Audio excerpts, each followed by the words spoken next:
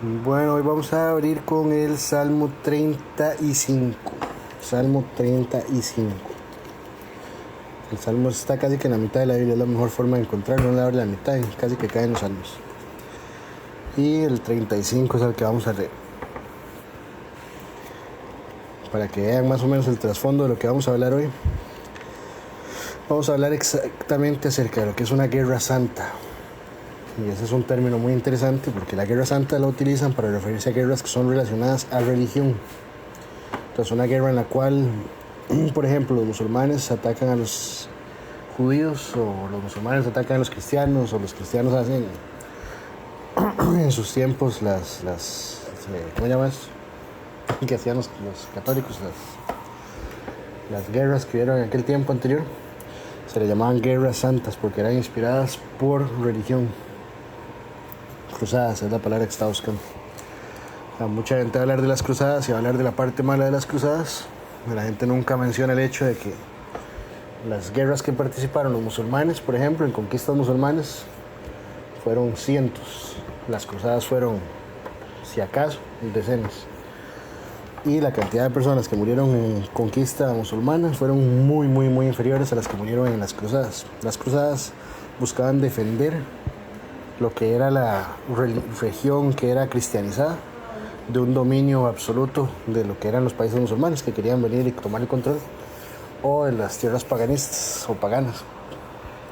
No enteramente fueron bien hechas, de hecho no fueron inspiradas directamente por la palabra de Jesús. De hecho la Iglesia Católica ha salido, ya varios papas han salido en ¿cómo se llama esto? En apología, o sea, se han disculpado por lo que hizo la Iglesia en ese tiempo, porque no lo condujeron de la mejor manera posible y muchas de las personas que estaban involucradas hicieron una guerra que no estaba bien. Sin embargo, eso vamos a tener en mente qué significa una guerra santa. Vamos a comenzar con el Salmo 35. Dícese: prosiguió Eliú en su razonamiento y dijo: ¿piensas que es cosa recta lo que has dicho? No estoy viendo Job, porque estoy viendo Job. Vamos para Salmo 35. Está en Job 35, un poco diferente. Salmo 35 nos dice lo siguiente, ahora sí. Disputa, oh Jehová, con los que contra mí contienden, pelea contra los que me combaten, echa mano al escudo y al pavés, y levántate en mi ayuda. El pavés es como un escudón grande. Saca la lanza, cierra contra mis perseguidores, di a mi alma, yo soy tu salvación. Sean avergonzados y confundidos los que buscan mi vida, sean vueltos atrás y avergonzados los que me mal desean. Ser vuelto atrás es como que usted va en una ruta y lo hacen. ¿Mi mal qué? Intentan. Bueno, es que eso lo leí malo porque verás que esta frase de sean vueltos atrás y sean avergonzados se usa en varios salmos. Yo me hice el Salmo 42 y en ese salmo sí lo dice de esa forma que lo acabo de decir. Pero la idea de ser vuelto atrás es, por ejemplo, que usted tiene una ruta directa hacia un ataque y Dios lo va a detener a usted y lo va a mandar de vuelta. Ya, eso es lo que significa esa frase.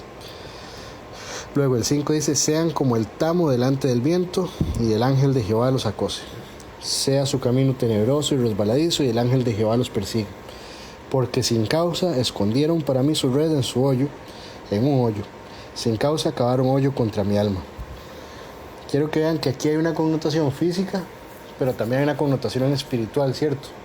Porque él dice que este hoyo, esta trampa que tendieron contra él, es para su alma.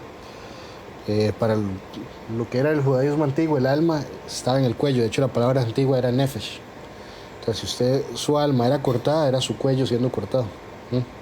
Qué interesante como lo veían ellos. Ahora, 8. Véngale el quebrantamiento sin que lo sepa, y la red que él escondió lo prenda, con quebrantamiento caiga en ella. Entonces mi alma se alegrará en Jehová, se regocijará en su salvación. Todos mis huesos dirán: Jehová, ¿quién como tú, que libras al afligido del más fuerte que él, y al pobre y menesteroso del que le despoja? Se levantan testigos malvados de lo que no sé me preguntan, me devuelven mal por bien para afligir a mi alma. Pero yo, cuando ellos se enfermaron, me vestí de cilicio, afligí con ayuno mi alma, y mi oración se volvía a mi seno. Vean que una de las respuestas de él al enemigo no era necesariamente batallar contra él, sino orar por ellos en sus tiempos de mal. Luego, 14. Como por mi compañero, como por mi hermano andaba, como el que trae luto por madre, enlutado me humillaba. Pero ellos se alegraron en mi adversidad y se juntaron contra mí, gentes despreciables, y yo no lo entendía. Me despedazaban sin descanso. Dice el 16 luego, como lisonjeros, escarnecedores y truhanes, crujieron contra mí sus dientes. Vean interesante el uso de la palabra crujir de dientes. ¿Cuándo han escuchado eso en otros términos bíblicos? Cuando se habla del infierno, sí, en el Apocalipsis, el crujir de dientes es una forma de referirse al infierno. Señor, ¿hasta cuándo verás esto? Rescata mi alma de sus destrucciones, mi vida de los leones. ¿Quién es el que anda como un león rugiente buscando a quien devorar? El diablo. Te confesaré en grande congregación, te alabaré entre numeroso pueblo. No se alegren de mí los que sin causa son mis enemigos, ni los que me aborrecen sin causa guiñen el ojo, porque no hablan paz, y contra los mansos de la tierra piensan palabras engañosas. Jesús nos manda a ser mansos como ovejas, pero sabios como serpientes. Dice, ensancharon contra mí su boca, dijeron, ea, nuestros ojos lo han visto. Tú lo has visto, oh Jehová, no calles. Señor, no te alejes de mí. Muévete y despierta para hacerme justicia, Dios mío y Señor mío, para defender mi causa. Júzgame conforme a tu justicia, Jehová Dios mío, y no se alegren de mí. No digan en su corazón, ea, alma nuestra, no digan, le hemos devorado. ¿Quién es el que anda buscando de nuevo devorar como un león? El diablo. Sean avergonzados y confundidos aún a los que de mí mal se alegren. Vístanse de vergüenza y de confusión los que se engrandecen contra mí. Canten y alégrese los que están a favor de mi justa causa. Y digan siempre, sea exaltado Jehová, que ama la paz de su siervo. Y mi lengua hablará de tu justicia y de tu alabanza todo el día. Entonces hay una respuesta aquí. Él está pidiendo justicia contra los que lo están buscando devorar, destruir. Lo están buscando hacer pasar por una justicia no correcta. Y él lo que está pidiendo acá a favor de eso, lo que él dice que va a responder es en alabanza de Dios. Nosotros cuando estamos bajo una especie de guerra espiritual, que es muy similar a lo que él estaba sugiriendo en este momento, lejos de buscar luchar contra esto de una forma carnal, tenemos que buscar luchar de esto buscando a Dios directamente. Después de eso, y con todo esto en mente, la batalla espiritual, lo que es una verdadera guerra santa, vamos a entrar en oración. Bendito Dios, Padre Celestial, agradecemos este día podernos reunir nuevamente para escuchar tu palabra. Agradecemos, Padre, que tú nos das guía, nos das esta Biblia perfecta que en la cual podemos encontrar tus palabras, encontrar tu guía, tus deseos, todo lo que tú quieres de nosotros. Pedimos, Padre, que por favor nos ayudes cuando el enemigo ataca, cuando el enemigo no quiere que se congreguen las naciones en tu nombre, a que las naciones sigan congregándose en tu nombre, que este movimiento siga creciendo, que nosotros podamos seguir reuniéndonos, Padre, y que sigamos siempre buscando de tu nombre y aprendiendo de ti. Pedimos perdón por las veces que te fallamos, que sabemos que son tantas, confesamos ante ti nuestros pecados individualmente y te pedimos nuevamente, Padre, guíanos a seguir buscando tu rostro y tu justicia. En el nombre de Jesús pedimos estas cosas, amén y amén. Hoy vamos a comenzar leyendo enteramente lo que es el libro de Efesios 6, eso está en el Nuevo Testamento. Entonces, Mateo, Marcos, Lucas, Juan, Hechos, Romanos, 1 y 2 de Corintios, y ahí le llegan Efesios despuesito de eso. Este libro de Efesios es escrito por Pablo, escribió más de la mitad del Nuevo Testamento. 1 y 2 de Corintios, Gálatas y luego viene Efesios. Más adelantito sigue Gálatas, luego Efesios. Y vamos a buscar Efesios 6. Escrito por Pablo. Es un libro que es fácil leérselo en una sentada, en un día, se lo recomiendo. Vamos a leer justamente lo que es el último capítulo, que es Efesios 6. Y como siempre vamos a leerlo por secciones, voy a ir leyendo y luego les hago una acotación de lo que acabamos de leer. Dice el capítulo 6, versículo 1: Hijos, obedeced en el Señor a vuestros padres, porque esto es justo. Honra a tu padre y a tu madre, que es el primer mandamiento con promesa, para que te vaya bien y seas de larga vida sobre la tierra. Muchos padres leen esa parte y se la leen a sus hijos y se la dictan a sus hijos, se la saben de memoria y se la dicen a los hijos, y no leen el versículo que viene. Y vosotros, padres, no provoquéis a ira a vuestros hijos, sino criadlos en disciplina y amonestación del Señor. Ojo, que no es que no podamos amonestarlos, tenemos que hacerlo, pero tenemos que hacerlo de la forma correcta. Muchas veces como padres nosotros erramos y llevamos a nuestros hijos hasta tener cólera, es lo que está diciendo aquí. No hagamos de esa forma, no actuemos bajo ira, sino bajo guía, ¿cierto? ¿Y cómo cuesta como padre? Pues muchas veces un hijo de uno llega y bota algo, quiebra algo, hace un daño que uno ya le ha dicho, no haga, igual lo hace. Y entonces la reacción inmediata de uno es reaccionar con cólera. Pero eso no es lo que Dios pide de nosotros. Él pide que nosotros los guiemos con disciplina y amonestación del Señor, no llevándolos a la ira. Para los hijos, igual, para que no piensen que ahí termina tampoco, se les dice que sean obedientes a su padre y madre. Seguimos, versículo 5. Siervos, obedeced a vuestros amos terrenales con temor y temblor, con sencillez de vuestro corazón como a Cristo, no sirviendo al ojo como los que quieren agradar a los hombres, sino como siervos de Cristo de corazón, haciendo la voluntad de Dios, sirviendo de buena voluntad como al Señor y no a los hombres, sabiendo que el bien que cada uno hiciere, ese recibirá del Señor, sea siervo o sea libre. Y también no termina ahí, a los amos, vosotros amos, haced con ellos lo mismo, dejando las amenazas, sabiendo que el Señor de ellos y vuestro está en los cielos, y que para Él no hay acepción de personas. Mucha gente que es atea o que quiere decir que Dios no es justo, dice, uy, vea, pero es que aquí están avalando ser siervos, o sea, ser esclavos, y están avalando ser amos de esos esclavos. Recordemos que este libro, en este tiempo que fue escrito, todavía existía la esclavitud. Y el movimiento del cristianismo no era un movimiento gubernamental, era un movimiento de salvación. Entonces, cuando Jesús vino, Él no vino a derrocar los gobiernos en ese momento. Eventualmente, cuando Él vuelva en su segunda venida, va a derrocar todos los gobiernos y va a montar su gobierno. Pero en esta primera vez no era esa la intención. Y en este momento en el tiempo, efectivamente existían los esclavos y existían los amos. Entonces, en lugar de usted ponerse a disputar una sola persona contra todo un gobierno o una institución de reyes y de imperios y demás, Dios llega y dice, vamos a hacer las cosas como se tienen que hacer, los voy a guiar basados en el tiempo en el que viven. Entonces, en este momento existían los siervos que servían a los amos y existían los amos que eran dueños de estos siervos. Ahora, a estos siervos, no es como ahora que usted va al trabajo y si alguien lo trata mal, usted va al Ministerio de Trabajo y se queja y ya. Usted a estos siervos tenía que obedecerlos. Y decía que usted tenía que hacerlo con temor y temblor. No, sin temor ni temblor, sino más bien con sencillez en el corazón, como si estuvieran sirviendo a Cristo mismo.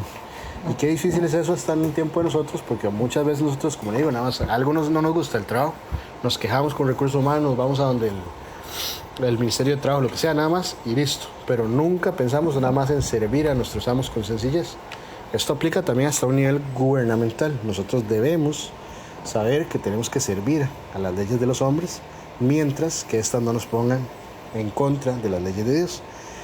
Y eso también es algo que siempre le digo yo a mis hijos y demás, cuando están haciendo un trabajo, piensen que lo están haciendo para Dios, no para mí. Porque sí, muchas veces uno está pensando, este trabajo lo estoy haciendo porque me pagan, tal vez no siento que me paguen lo suficiente, entonces no lo hago bien. Este trabajo me pusieron a hacerlo porque es una obligación en la casa, pero no recibo nada verdaderamente bueno a cambio, entonces lo hago mal. Si uno piensa de esa forma, nunca lo hace bien.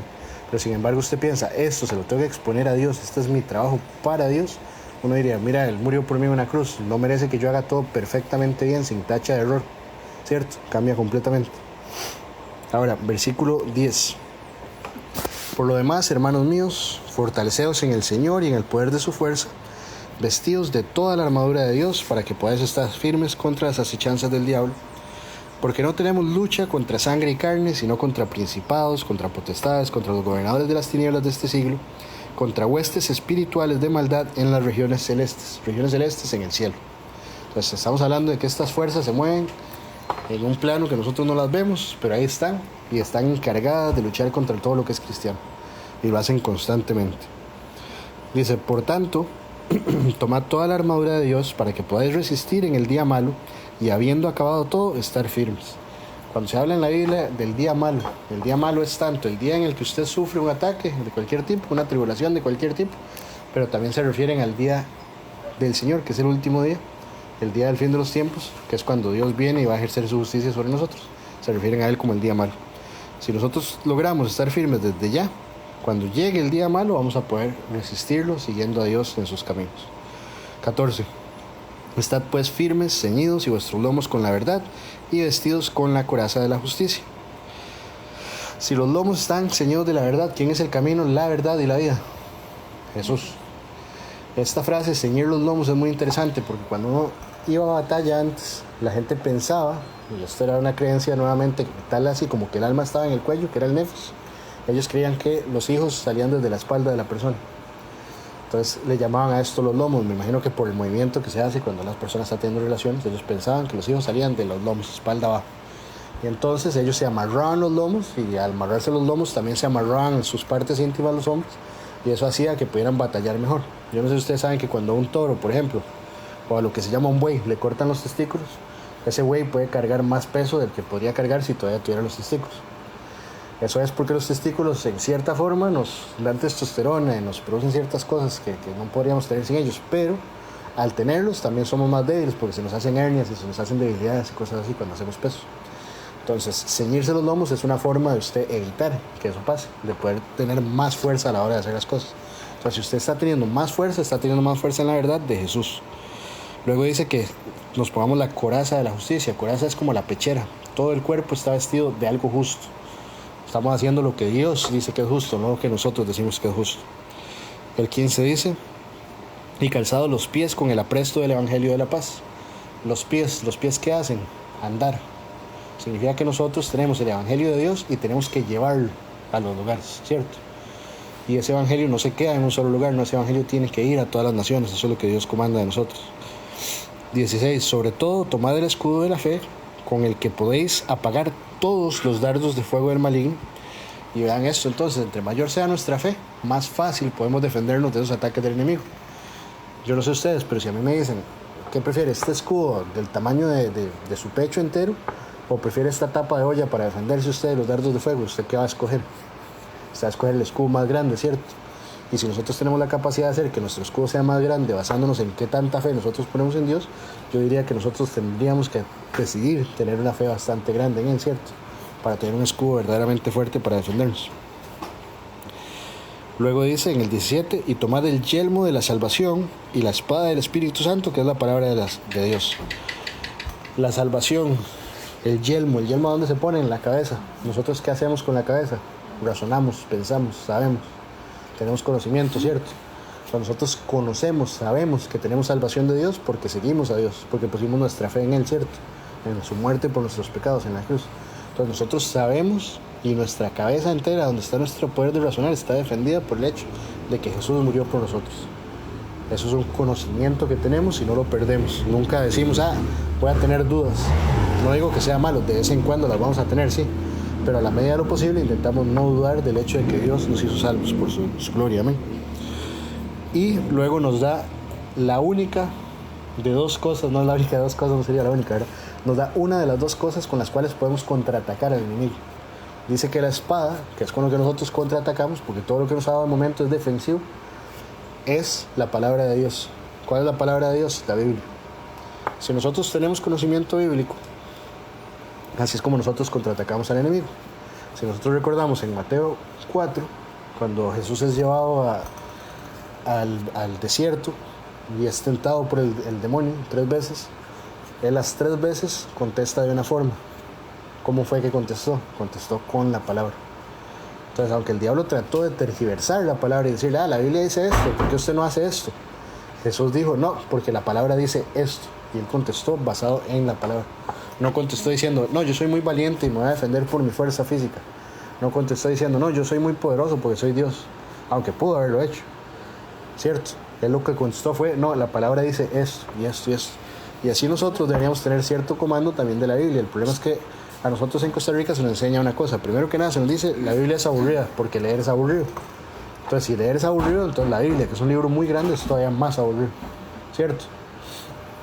Pero sí tenemos tiempo para leer otras cosas. Tenemos tiempo para leer posts de Facebook, tenemos tiempo para leer TikToks, tenemos tiempo. Todos, no estoy hablando a ciertas personas, esto no es un ataque a nadie. Todos tenemos lo mismo. Tenemos mucho tiempo para ver videos, tenemos mucho tiempo para hablar con gente, pero nunca tenemos tiempo para leer la Biblia. ¿Por qué? ¿Será una casualidad o será que el diablo sabe que esta es el arma con la que podemos contraatacarlo y entre más seamos ingenuos de eso, más fácil para él que no lo contraataquemos? Yo diría que es eso, ¿verdad? Que él no quiere que lo contraataquemos.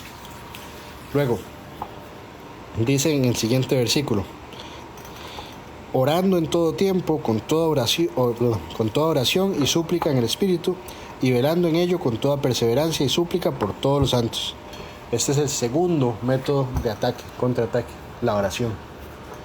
Nosotros oramos a Dios, porque si nosotros somos indefensos y tenemos al gigante, más poderoso atrás de nosotros, que podemos llamarlo en oración, dígase el Espíritu Santo que habita entre nosotros, ¿por qué no llamarlo a Él para que pelee nuestras batallas? ¿Por qué pelearlo a nosotros mismos? ¿Por qué no decirle, Espíritu Santo, estoy siendo atacado de cierta forma? Sea algo tan directo como ver una sombra, ver algo malo que nos está atacando, o algo tan indirecto como, todo parece estar confabulándose en contra mía, no me dan los números, no puedo pagar, aunque trabajo y trabajo, no salen los pagos, ¿qué hago, Dios? Y muchas veces uno lo que dice, tengo que buscar otro trabajo, tengo que buscar cómo hacer esto, tengo que hacer recortes. Sí, es muy bien toda esa parte, porque no dejamos de hacer nuestra parte. Pero ¿por qué no clamarle a Dios y decirle, Dios, estoy teniendo este problema, por favor ayúdeme, sea usted el que lo solucione? Y nuestro Padre, que es tan grande, Él no negaría ayudarnos a nosotros. Ahora, versículo 19. Ojo que la oración también es por los santos. ¿Por qué? Porque nosotros no estamos solos en esta batalla. Hay muchos otros que están batallando como nosotros. Santos, la palabra santos, ¿qué significa para nosotros? La gente dice, santo es el que hace todo muy bien. Y por eso es superior a nosotros en nivel de cercanía a Dios. En cierta forma, se puede decir que sí, porque está más santificado. Y la palabra santo significa ser apartado para. Entonces, si usted es santo, usted fue apartado para Dios. No es del mundo, no le pertenece al mundo, no, usted está apartado para Dios. Pero el detalle es que todos, y eso está en la Biblia, todos cuantos creemos y ponemos nuestra fe en Cristo, somos santos. Porque inmediatamente a nosotros poner nuestra fe en Cristo, somos apartados para Cristo. Entonces sí, habrá una escalonada de algunos que hacen mayores obras en el nombre del Espíritu, definitivamente. Y eso está muy bien.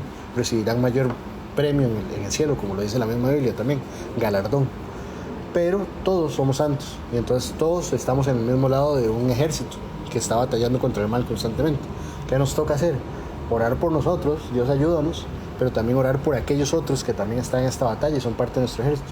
O sea, no solo me recura a mí, Dios recura a todo su ejército que tiene en esta tierra. Amén. Ahora, dice el versículo 19, y por mí, o sea, de nuevo, oren también por Pablo, está diciendo él cuando él estaba aquí contra nosotros, ¿verdad? Con el mundo. A fin de que al abrir mi boca me sea dada palabra para dar a conocer con denuedo el misterio del Evangelio, por el cual soy embajador en cadenas, que con denuedo hablé de él como debo de hablar.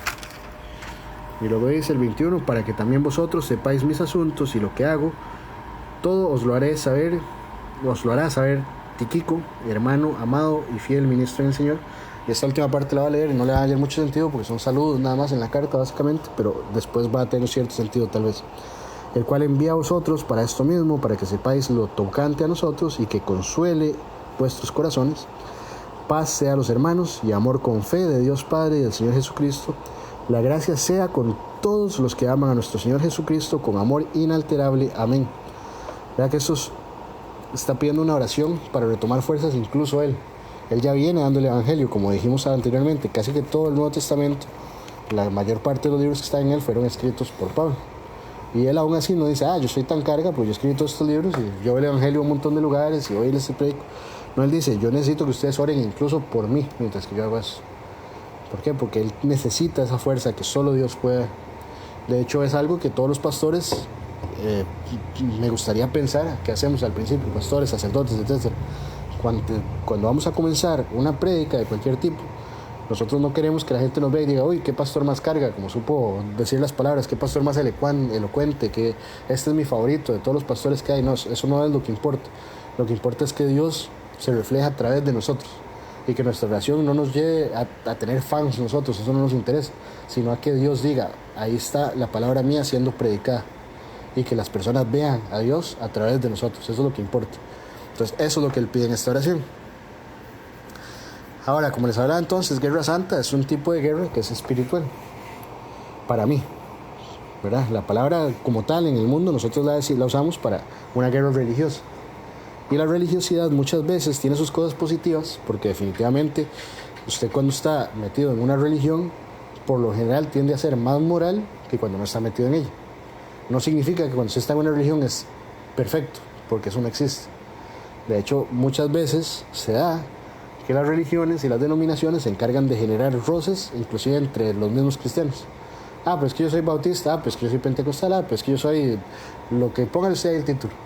Y entonces, como yo soy de yo sé más de la Biblia que usted. Pero yo tengo más regalos espirituales. pero es que yo hago más milagros. Pero es que mi pastor es más tocado por Dios. Y pasa esto entre las denominaciones cristianas. Entonces el mundo ve esto y dice, mira este montón de ridículos. Lo que hacen es tener un montón de problemas entre sí. Ya existen más de 30,000 denominaciones cristianas, dicen. No sé de dónde sacaron esa cifra porque es falsa en realidad. Sí existen diferencias entre nuestros puntos de vista sobre ciertos tópicos. Como por ejemplo existe el calvinismo, existe el arminianismo. Y la gente dice, ¿qué es eso? Que el calvinismo piensan que todo está predestinado. Arminianismo no, tenemos libre albedrío. Y si usted lee la Biblia de principio a fin, usted va a encontrar ciertos versículos que parecería ser que todo está predestinado. Y si usted lee la Biblia de principio a fin, también va a encontrar ciertos versículos que dejan muy en claro que nosotros tenemos decisión sobre lo que hacemos, si seguimos a Cristo, ¿no? ¿Entienden? Ahora, ¿cuál tiene la razón? No sé. Eso le tocará a cada uno leer su Biblia y ver qué es lo que verdaderamente Dios dice en ella. Como le digo, son diferencias, diferencias que son mínimas, pero que a la vez tienen un peso tan grande que muchos arminianos dicen, los calvinistas se van al infierno, pues están mintiendo. ¿Pero por qué? Si sí están amando a Cristo y todo, nada más que ellos piensan sobre este punto diferente a este. Y los calvinistas igualmente, muchos dicen, los arminianos todos van para el infierno porque piensan que ellos pueden tomar decisiones, sino no que Dios los predestinó a ser salvos. Como les digo, son diferencias mínimas, pero que a fin de cuentas están creando roces tan grandes entre la iglesia que la gente nos ve y dice, ni entre ellos se ponen de acuerdo. Lo que sí tenemos que saber es que hay ciertas cosas que son indiscutibles, ¿cierto? Jesús es Dios, por ejemplo, eso no es discutible. Jesús vino y si no fuera por Él no tendríamos salvación, todos iríamos al infierno. Todas esas cosas tenemos que saberlas, ¿cierto? Ya el que se pone a ir en contra de eso definitivamente es un culto, no merece ser llamado cristiano y simplemente no está bajo la sombrilla de esto. ¿Pero por qué digo esto? Porque lamentablemente al existir todas estas mini diferencias, como les digo, el mundo nos ve, piensa que somos unos ridículos que no nos ponemos de acuerdo y entre nosotros mismos comenzamos a librar una batalla interna lejos de saber que nuestro enemigo es otro completamente. ¿Qué más les postulo yo a ustedes? Entonces, como les digo, la verdadera guerra santa para mí no es la guerra religiosa, sino que la verdadera guerra santa proviene del hecho de que nosotros estamos en constante batalla, nosotros y las fuerzas del bien y del mal están en constante batalla por las almas de los hombres. Dios quiere las almas, ¿por qué? Porque Él nos ama a nosotros y Él quiere que ninguno se pierda, sino que todos tengamos vida eterna. Mientras tanto, pues si quieren pueden ir buscando Primera de Samuel, está en el Viejo Testamento. Está después de los jueces, después de Ruth. Y vamos al primero de Samuel. Ahora, lo que sí les digo es eso. Entonces, lastimosamente, el lado malo tiene el problema. Primera de Samuel 17. 17. El lado malo tiene una ventaja en esta guerra santa. Y siempre se las hablo a ustedes y siempre la seguiré mencionando. La ventaja del lado malo es, ellos no ocupan que usted crea en el diablo. Ellos no ocupan que usted crea en ningún demonio. Ellos no ocupan que usted sea un satanista abiertamente. Ellos no ocupan nada de eso. El lado malo solo ocupa que usted piense que Jesús no existe. O que no existe o que no es el camino correcto. Con solo eso, y lo desvían a usted con un sinnúmero de cosas, usted irremediablemente usted termina yéndose por un camino que no es. Porque Jesús es que dijo, nadie viene al Padre si no es por mí. Entonces, si no es por medio de Jesús, usted puede intentar cualquier camino que usted quiera, pero usted no va a llegar a Dios. Y hay muchos caminos. Lo que pasa es que de todos esos caminos, solo uno llega al Padre. Todos los otros caminos llegan a la perdición. No importa, llámelo ateísmo, llámelo budismo, llámelo islam, cualquier religión que no sea la religión de Cristo, que lleva hacia Cristo, o que va por Cristo hacia el Padre, no es la correcta. ¿Ya? Y no es por cuestión de denominaciones, no es por cuestión de cuál es la iglesia correcta, nada de eso, no, es porque así está dictado en la Biblia. Si no es por medio de Cristo, no. Entonces esto vamos a ver qué es. Algunas de las fuentes antes de leer, porque voy a leerles y esto voy a dejarlo casi para el final, pues es un capítulo largo, pero simplemente vamos a entrar en él después de. Primero quiero que vean eso, algunos de los medios por los cuales el enemigo ataca al cristiano. Okay, y esto se los voy a hablar, no estamos leyendo todavía Samuel, si vamos a entrarle, pero al puro final. Primero que nada, por medio de los medios, valga la redundancia. ¿Qué son los medios? Cine, películas, televisión, todo lo que consumimos, redes sociales, etcétera. Se nos está exponiendo directamente a nosotros, a nuestros hijos, a nuestros bebés que ven YouTube Kids, etcétera, etcétera. Se nos expone directamente a simbología satánica. quiera o no, usted llega, usted prende el tele, hay símbolos satánicos en el fondo de la pared dibujados. Si no me cree, busque, nada más busque qué es el compuesto 112, si no me equivoco, que sale en todas las películas de Pixar en el fondo, el adrenocromo. Ahí está el tip de qué es. Pero búsquelo nada más si usted quiere. Si no me cree, búsquelo. Todos están siendo expuestos a simbología satánica mientras están viendo una película que supuestamente es para que el chiquito se sienta bien, para que el chiquito se entretenga, etcétera, etcétera. Y los grandes, ni qué, también tenemos eso. Usted llega y usted va a ver una película de miedo y todo el montón de nombres de demonios, etcétera, se los tiran directo en la cara, hacen rituales satánicos en la película. Usted dice, mira, qué feo esas imágenes que vi, pero usted ni siquiera piensa que están verdaderamente efectuando un ritual completa y abiertamente satánico. Se nos expone lo malo como bueno constantemente. Se nos dice, vea usted, este tiene mucho éxito porque tiene muchos carros, mucho dinero, muchas mujeres, mucho todo lo que el mundo tiene para ofrecer, pero nunca se nos expone el éxito como, el éxito es alcanzar a Cristo, ¿cierto? Y usted verá a las personas, entre más tienen, más quieren, y así funciona con esto del ámbito de los medios. En cuanto a la música, se nos alimenta directamente de las líricas, ya sean contenido satánico directamente, tanto al derecho o al revés de la música, porque existen los mensajes ocultos, subliminales. También se nos expone como que todo el pecado es lo deseable en esta tierra. Nosotros, desde la música plancha, que mis mayores dirán, la música plancha, antes la música no era tan vulgar y tan asquerosa como lo es el reggaetón. Sí, el reggaetón es asqueroso y es vulgar y es directamente pecaminoso en muchos de los casos, pero también usted escucha música de la de antes y usted está escuchando al amante decir cómo desearía quitarle el esposo a la esposa, y escucha también acerca de sexo muy poético y todo, pero sigue siendo una conversación acerca de sexo extramarital, no dentro de la relación matrimonial. Entonces no es solo en este tiempo, siempre ha existido. La música en todos sus ámbitos nos ataca directamente con líricas de este tipo. Se nos expone el pecado como algo deseable, lo más cercano al éxito. Entre más usted cometa este pecado, más cercano usted va a ser a algo exitoso. En los videos musicales, ni qué, se nos expone un montón otra vez de simbología satánica abiertamente. Muchas veces efectúan, como les digo, rituales directamente satánicos y uno está viviendo estas cosas. Y eso solo con lo que es la música. Siempre me gusta cuando hablamos de temas que no necesariamente estamos tocando el tema bíblico. Les voy a leer Isaías 5:20, no lo busquen. Dice, hay de ustedes que llaman bueno a lo malo y malo a lo bueno, que convierten la luz en oscuridad y la oscuridad en luz, que convierten lo amargo en dulce y lo dulce en amargo. Y así pasa con todos estos medios. El poder de la amistad, el poder del yo, el poder del usted, el poder del amor, el poder del corazón. Hágale caso a su corazón, dicen en las películas. ¿Qué te dice tu corazón? Sigue tu corazón. ¿Qué es lo que tú quieres ser? Puedes ser lo que quieras ser. Todas esas frases son completamente y absolutamente mundanas, alejadas completamente y absolutamente de lo que es Dios. Usted sigue a su corazón, está siguiendo lo más engañoso que existe. Si usted le hace caso a sus sentimientos, va a terminar enamorado de una persona muy bonita que le mueve el piso, pero no va a terminar enamorado de una persona que valga la pena. Porque lastimosamente eso es lo que el corazón hace. Los ojos también nos engañan, nos dicen, este es el amor de mi vida porque me encanta cómo se ve, porque me encanta cómo actúa, porque me encanta cómo tiene, y no porque es la persona más cristiana y más apropiada para yo juntarme con por el resto de mis días, ¿verdad? Ahora, la ciencia ausente de Dios es otro de los medios por los cuales nos ataca el enemigo. Ojo que no es la ciencia. No tiene nada de malo que un cristiano quiera saber cosas científicas. No tiene nada de malo que un cristiano que quiera saber cómo funciona el mundo, cómo se crearon las cosas, cómo se originan las cosas, cómo se fusionan los químicos. Todo eso está muy bien. La ciencia es buenísima. Dios nos dio el poder de razonamiento y de filosofar también, precisamente porque Él sabe que somos seres pensantes. Somos criaturas capaces de razonar. Si no lo fuéramos, no seríamos capaces de amar, porque volvemos a lo mismo. Si Dios nos hubiera hecho robots que no podemos razonar, que nada más tenemos una línea de pensamiento que es cómo amo a Dios todo mi día, seríamos máquinas programadas para amar a Dios. Pero lejos de eso, Él llega y nos dice, usted es una persona capaz de o amarme o alejarse de mí. Usted escoge su camino y yo lo respeto, sea cual sea ese camino.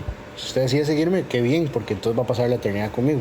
Usted decide apartarse de mí, entonces yo voy a ser todo un caballero y no lo voy a forzar ni a usted ni a nadie a seguirme, a estar conmigo en la eternidad en el paraíso, ¿no? Usted va a ir a otro lado, entonces va a estar lejos de mí por la eternidad, ¿cierto?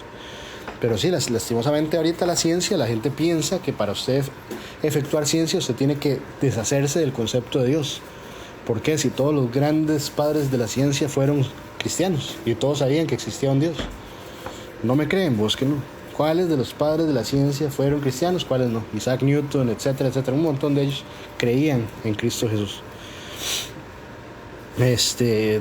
Lastimosamente también esta falsa ciencia se le enseña a nuestros chiquitos desde la escuela hasta la universidad.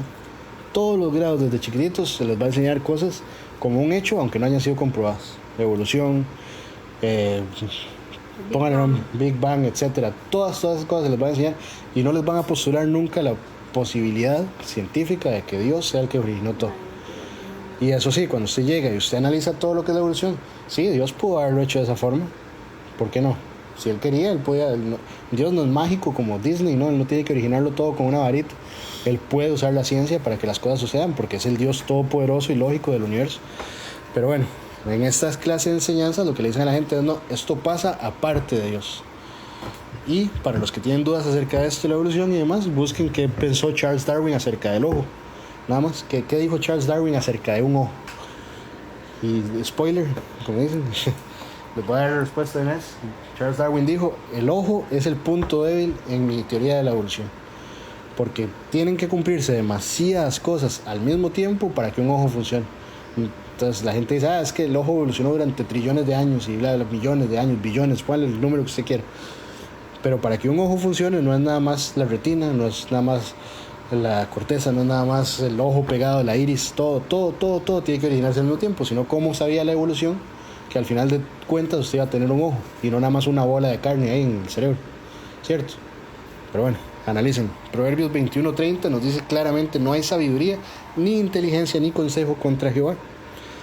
Otro de los métodos por los cuales nos atacan está entre lo que son los políticos sucios, que se encargan descaradamente de promover lo que no está bien, como si fuera algo legal, como si fuera un derecho humano. Y ustedes verán esto nada más prendan las noticias. ¿Qué están haciendo los políticos? Mientras que nosotros estamos trabajando todos nuestros días de 8 a 5, horarios horribles o lo que sea, esos políticos están enriqueciéndose a base de lo que se roban de la gente. No estoy diciendo que todos, podrá que haya por ahí uno que otro, muy contadísimos, con los dedos de la mano, que no es un completo criminal, ladrón, ¿verdad? Pero la mayoría de ellos están ahí descaradamente robándose la plata, trabajando hasta para el narcotráfico, y promueven el pecado a un estatus legal. Ellos asentan, desde ahora están asentando lo que es el sistema de la bestia. Nosotros veremos, entre más se normalice lo que es antidios, más cercanos estamos cada vez al sistema de la bestia, completa y absolutamente montada en el sistema legal. Segunda de Corintios 4, del 3 a 4, nos dice: pero si nuestro evangelio está aún encubierto entre los que se pierden, está encubierto en los cuales el Dios de este siglo cegó el entendimiento de los incrédulos, para que no les resplandezca la luz del evangelio de la gloria de Cristo, el cual es la imagen de Dios. ¿Por qué muchas personas no alcanzan a ver a Dios? Porque desde el nivel gubernamental, educacional, institucional, se nos dice que no existe Dios. Y eso es al propio. ¿Por qué? Porque si existe un Dios, usted no tiene que hacerle caso a todo lo que dicta el gobierno que va en contra de Dios. Usted le hace caso al gobierno hasta donde Dios se lo permite, que es en todo, hasta cuando ya llega el punto en el que va en contra de Dios. Y la gente no sabe esto, ¿cierto? La gente va a decir: pero es que el gobierno hay que obedecerlo hasta el fin de cuentas. Si usted viera en un país comunista, usted le enseñan desde su concepción hasta su incepción, todo, desde que usted va creciendo, le van a enseñar a usted que no existe un Dios. Simple y sencillamente el Dios es el gobierno. Usted merece todo su respeto al gobierno. Y si el gobierno pudiera, por sí solo, ténganlo por seguro que eliminaría a Dios de la ecuación completamente. No solo nos harían laicos, como dicen, nos harían completamente anticristianos, porque a ellos les sirve que usted alabe a su gobierno como un Dios. Hay libros enteros de esto. 1984 es un libro que es ficción, ficticio. Pero usted lo lee y usted dice: mira, no estamos tan largo de que esto fuera posible enteramente. Y usted lo lee y lo que pasa ahí es completamente lo opuesto a hacer algo utópico. Estamos hablando de una sociedad en la cual usted es monitoreado constantemente, simplemente por ver si su cara reacciona con asco a una noticia del gobierno. Y si es así, usted va para la cárcel. Y si el gobierno pudiera hacernos eso a todos, nos lo haría. Nada más que ahorita todavía hay cierto nivel de Dios trabajando en esta tierra, ¿verdad? Que se dice que de hecho el anticristo no va a ser revelado hasta que sea quitado el que lo está deteniendo. ¿Y qué es lo que lo está deteniendo? Yo diría que es la iglesia. El poder del cristianismo que se mantiene a través de la iglesia. tarda en ser la iglesia arrebatada en el rapto, si es que ustedes creen en el rapto, no importa, pero tarda en ser la iglesia arrebatada y comienza a desatarse el anticristo como nunca lo hizo antes. Otro de los muchos canales por los cuales se nos ataca a nosotros, medios sociales, redes sociales. Ustedes llegan, ustedes escuchan el famoso yo sigo a tal, el otro me sigue a mí, yo sigo. La palabra seguir es una palabra delicada, no es una palabra que se tira así nada más. Lo más propicio sería seguir a Dios. Lastimosamente uno muchas veces sigue trends, ¿cómo es la palabra para trends en español? Como tendencias, exacto, gracias. Usted sigue una tendencia, usted sigue una persona, usted sigue un comportamiento, usted sigue lo que el mundo dice. Y lastimosamente, si usted se llega al punto en el que usted no sabe cómo no seguir estas cosas, usted se convierte en un blanco tan fácil para que el día de mañana lleguen y le digan, o se pone esta marca o se muere. Y yo sigo la tendencia de que todo el mundo se pone la marca para no morirse. Y hasta ahí llegó. ¿Cierto? En Mateo 15:14 dice Jesús, dejadlos, son ciegos, guías de ciegos, y si el ciego guiare al ciego, ambos caerán en el hoyo.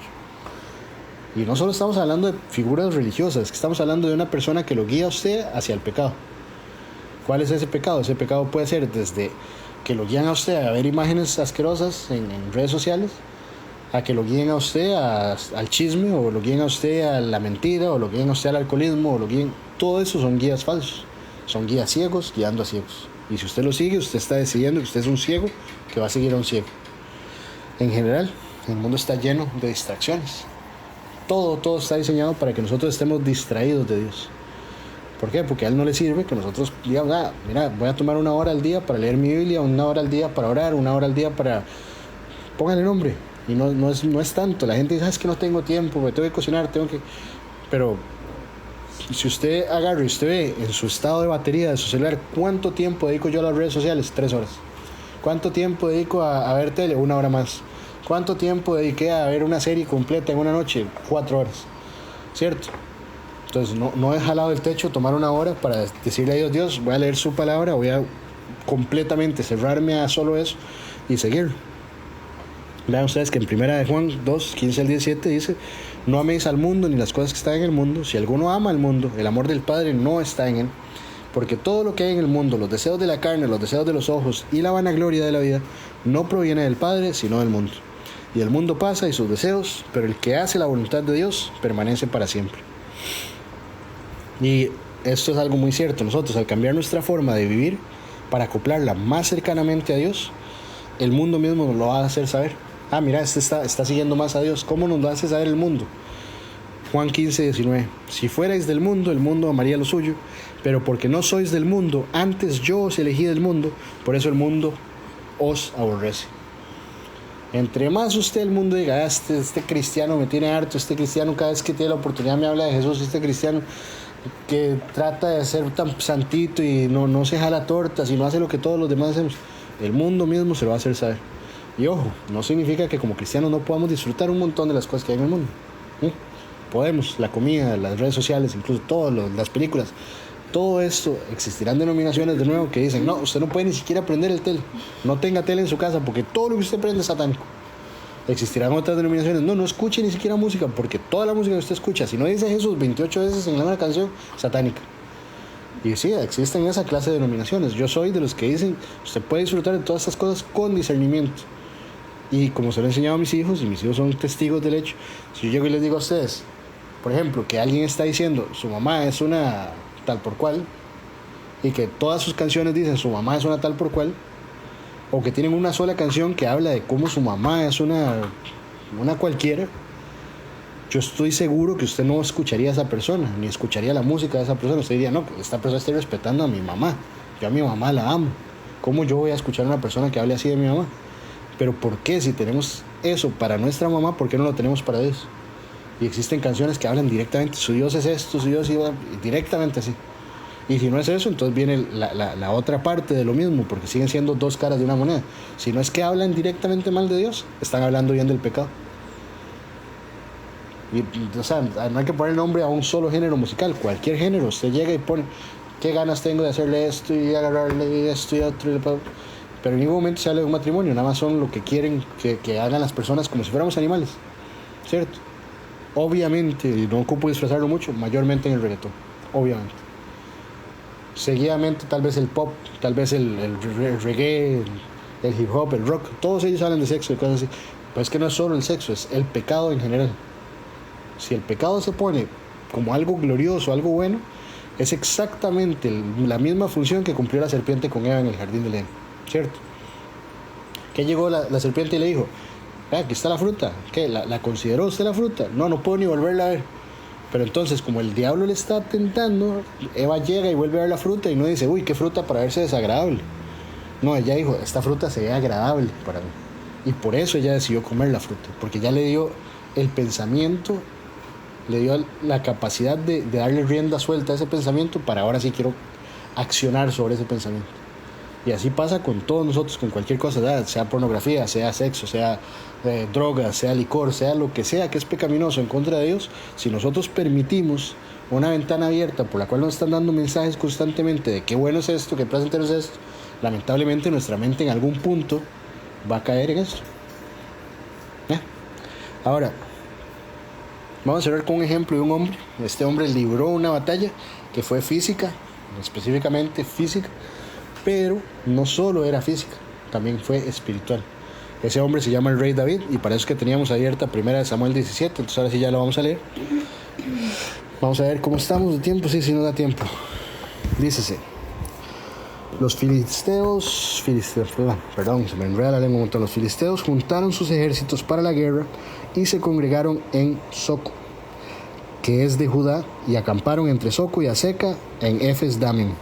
Y aquí, si completamente aniquilo una palabra, me disculpen, pero es que esto no es mi idioma, ¿verdad? Damim, Efes Damim. Luego 2. También Saúl y los hombres de Israel se juntaron y acamparon en el valle de Elá y pusieron en orden de batalla contra los filisteos. ¿Cómo peleaban antes la gente?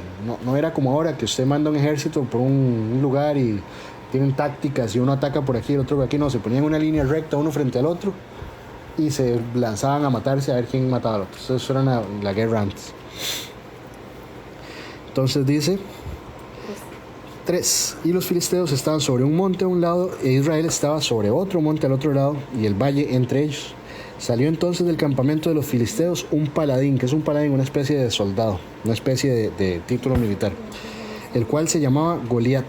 Goliat venía de la tierra de Gat y tenía de altura 6 codos y un palmo. Eso no significa nada para nosotros en tiempo actual. Busqué, lo que dice Google es que esto es aproximadamente 2,97 metros, o sea, casi 3 metros. Así de alto era Goliat. ¿Okay? Luego dice que traía un casco de bronce en su cabeza y llevaba una cota de malla. Y era el peso de la cota 5,000 ciclos de bronce. De nuevo, esto no significa nada para nosotros. 5,000 ciclos de bronce dice que es algo así como 57 kilos. 57 kilos en el cuerpo. No nos dice cuánto pesaba el casco que llevaba sobre la cabeza, que fijo le agregaba el peso. Luego dice que sobre sus piernas traía algo más que le agregaba al peso, que eran las gravas de malla, y tenía una jabalina de bronce entre sus hombros. Grebas de bronce. ¿A dónde está, bro? 16. Sobre sus piernas traía grebas. Grebas de bronce son coberturas de las piernas hechas de bronce. Entonces todo eso le sumaba el peso de un hombre de 3 metros. 57 kilos de alguien que alce pesas en el gimnasio y dice, eso no es nada. Sí, pero dándolo en su cuerpo constantemente mientras usted pelea. Vamos a ver qué tan fácil se le hace andar 57 kilos. Y luego dice en el 7, el asta de su lanza era como un rodillo de telar. Un rodillo de telar es largo, grande. Y tenía el hierro de su lanza 600 ciclos de hierro e iba su escudero delante de él. ¿Cuántos son 600 ciclos de hierro? Me salió que era aproximadamente 17 kilos más, sumados a todo el peso. Y ese es el arma que él movía constantemente. Yo no sé si ustedes han visto, pero a mí a veces traigo 3 kilos de carne cuando voy a hacer las compras en una mano y ya la mano se me corta toda y me cuesta moverme y todo. Ahora, imagine usted mover una lanza para atacar a alguien de 17 kilos. Ese es el peso que este gigante paraba. Entonces es un adversario formidable, ¿verdad? No es un adversario común y corriente, así de cualquiera. Dice en el 8, y se paró y dio voces a los escuadrones de Israel, diciéndoles, ¿para qué os habéis puesto en orden de batalla? ¿No soy yo el filisteo y vosotros el siervo de Saúl? Escoged de entre vosotros un hombre que venga contra mí. Si él pudiere pelear conmigo y me venciere, nosotros seremos vuestros siervos, y si yo pudiere más que él, y lo venciere, vosotros seréis nuestros siervos y nos serviréis. Y añadió el filisteo: hoy yo he desafiado el campamento de Israel, dadme un hombre que pelee conmigo. Ahora, aquí recordemos que Saúl no era chiquitito. Dice que Saúl era unos hombros y una cabeza más alto que los demás. Si Saúl hubiera querido detener esta batalla, ¿qué hubiera hecho Saúl? Siendo el rey justo en este momento, que se supone que tenía que hacer. Pelear con Goliat. No era pequeñísimo. Si es una cabeza y unos hombros más altos, él era de unos 2 metros, mientras que Goliat era de unos 3 metros. Sigue siendo una diferencia considerable, sigue siendo un adversario formidable, pero se supone que Saúl tendría que haberse enfrentado siendo el rey que quería defenderlos, ¿verdad? Ahora, dice en el 11: oyendo Saúl y todo Israel estas palabras del filisteo, se turbaron y tuvieron gran miedo. Dice el 12: y David era hijo de aquel hombre efrateo de Belén de Judá, cuyo nombre era Isaí, el cual tenía 8 hijos, y en el tiempo de Saúl este hombre era viejo y de gran edad entre los hombres. Y los 3 hijos mayores de Isaí habían ido para seguir a Saúl a la guerra, y los hombres de sus 3 hijos que habían ido a la guerra eran Eliab, el primogénito, el segundo Abinadab, y el tercero Samá. Y David era el menor. Siguieron pues los 3 mayores a Saúl, pero David había ido y vuelto, dejando a Saúl para apacentar las ovejas de su padre en Belén. Vamos a ver esto. Entonces, Goliat acaba de hacer un reto 1 contra 1. Dice que durante un periodo de 40 días. ¿Qué significa el número 40 en la Biblia siempre? Un periodo de prueba. Periodo de prueba, un periodo de tribulación, pero es un periodo de prueba. Durante estos 40 días estuvo yendo todos los días Goliat y les decía: ¿quién es el que va a pelear contra mí? Y todos los israelitas, con miedo, ninguno toma acción. Ahora, también se nos dice que nosotros muchas veces nos sacamos aquí pecho, ahora no hacemos lo que hace David. Ya vamos a ver qué fue lo que hizo David. David no fue la primera elección para mandar a batalla. De hecho, el papá dijo: no, van los 3 hijos mayores, usted es el menor, usted quédese aquí.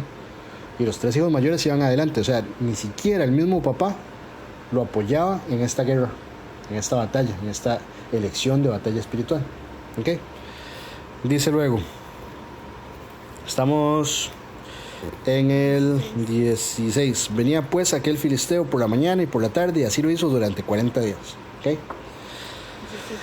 Y dijo Isaí a David su hijo: toma ahora para tus hermanos un efa de este gran tostado y estos 10 panes, y llévalo pronto al campamento a sus hermanos. Y estos 10 quesos de leche los llevaréis al jefe de los 1000, y mira si tus hermanos están buenos, y toma prendas de ellos. Eso, tomar prendas es decir, si los había matado ya el gigante, y tráigame ropas para poder enterrar por lo menos las ropas de ellos. Y Saúl y ellos, todos los de Israel, estaban en el valle de Elá peleando contra los filisteos. O sea, no solo era que llegaba Goliat y se paraba al frente y decía que peleara solo uno contra él, sino que todos los días habían bajas israelitas y filisteos. ¿Por qué? Porque ellos dijeron: ok, vamos a seguir peleando, pero no vamos a hacer la pelea 1 contra 1 porque le tenemos miedo a él. Entonces, sí tenían coraje para pelear contra hombres de su estatura, pero no tenían coraje para pelear 1 contra un hombre más grande. 20. Se levantó pues David de mañana, y dejando las ovejas al cuidado de un guarda, se fue con su carga como Isaí le había mandado, y llegó al campamento cuando el ejército salía en orden de batalla y daba el grito de combate. Y se pusieron en orden de batalla Israel y los filisteos, ejército frente a ejército.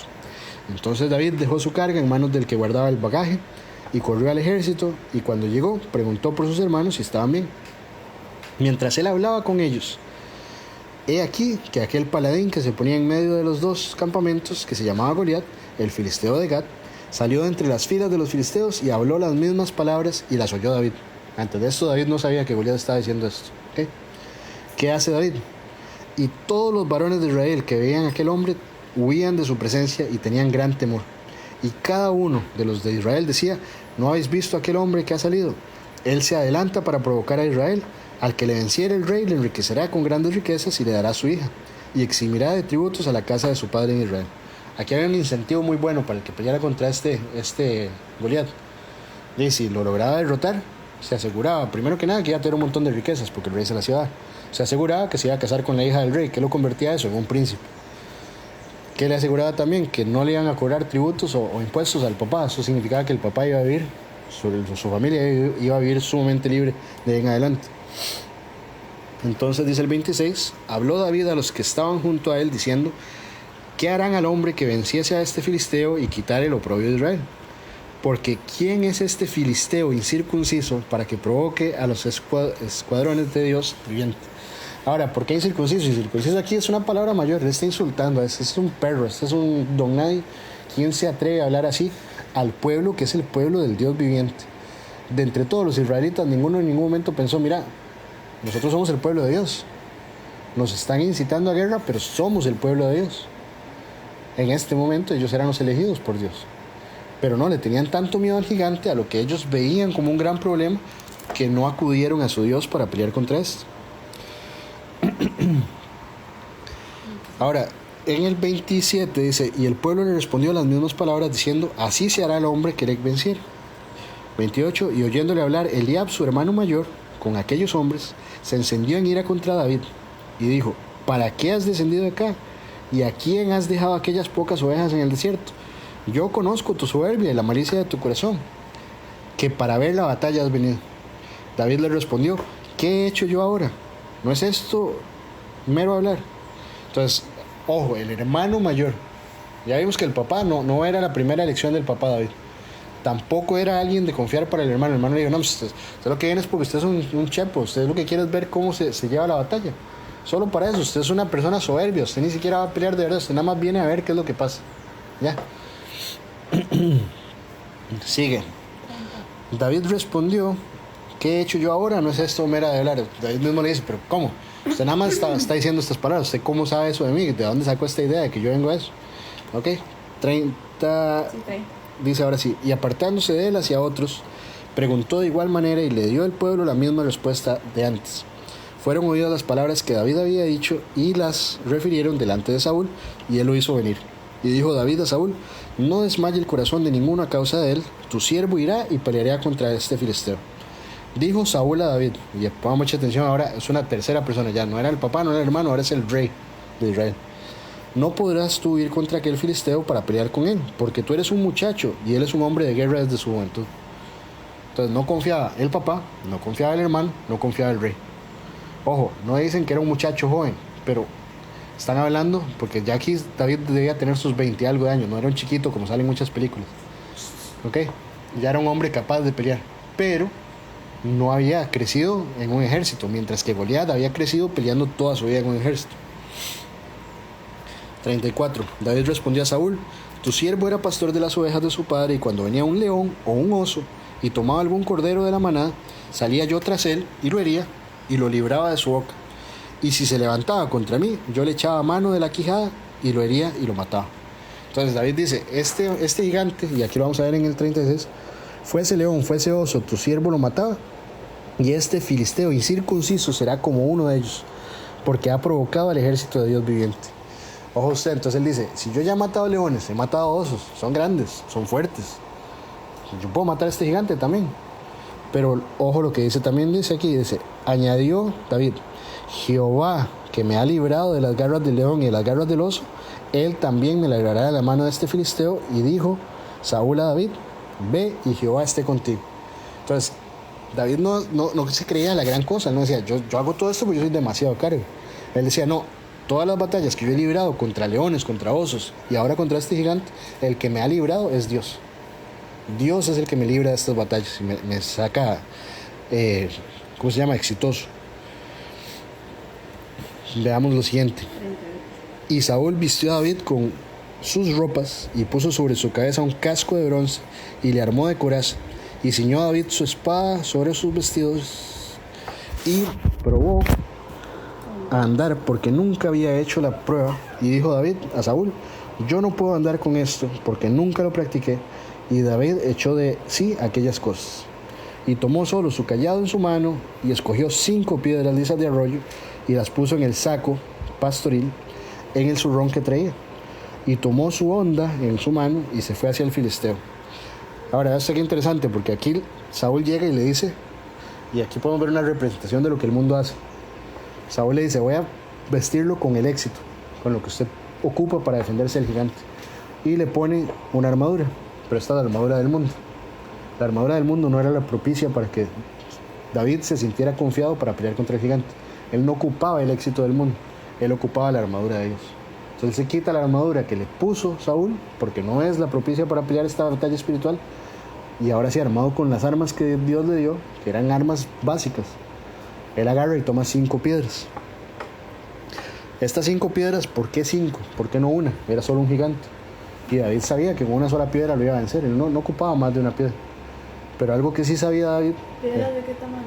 Imagínense una papa, pues no estamos hablando de una piedrita. La gente hace una representación de una piedrita chiquitita. No, esto era una piedra suficientemente grande para que un gigante de 3 metros, que tenía una cabezota, pues para matar a ese gigante. Entonces él no juntó la piedra más pequeñita y liviana, no. Sí juntó una que él sabía que podía tirar.